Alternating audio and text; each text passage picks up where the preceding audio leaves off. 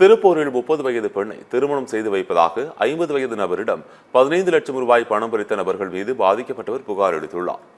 திருப்பூரைச் சேர்ந்தவர் ஆரோக்கியசாமி. 50 வயதான இவருக்கு திருமணம் ஆகாமல் இருந்ததால் திருமணம் செய்து வைக்க அவரது நண்பர்கள் முடிவெடுத்துள்ளனர். மறுநாளை 30 வயதில் விஜயா என்ற பெண்ணை அழைத்து வந்து ஒரு வாரத்தில் அந்த பெண்ணுடன் திருமணம் செய்து வைக்கிறோம் என்று ஆசை வார்த்தை காட்டியுள்ளனர். ஆனால் அதற்கு முன்பாக குடியிருக்கும் வீட்டை விற்று விவசாயம் செய்து பிழைத்துக் கொள்வதற்காக தோட்டத்துடன் ஒரு வீடு வாங்க வேண்டும் என்றும் கூறியுள்ளனர்.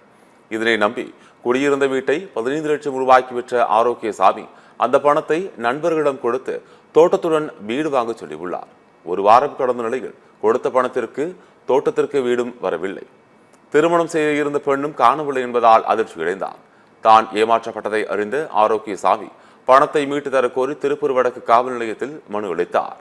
வீடு உங்களுக்கு ஆசை வார்த்தை கூறி பொண்ணை கூட்டிட்டு வந்தாங்க, கல்யாணம் பண்ணி வைக்கணும்னு சொல்லி. அப்புறம் சோப்பு வாங்கி தரேன், பொண்ணை கல்யாணம் பண்ணிக்கிறேன்னு சொல்லி பணத்தை வீடை விற்க வச்சு பணத்தை வாங்கினாங்க. 5 லட்சம் வாங்கிட்டு அதோட ஓடிட்டாங்க. அதுக்கு பிறகு அந்த அவங்க கைது பண்ணது பணத்தை மீட்டு தரணுங்க.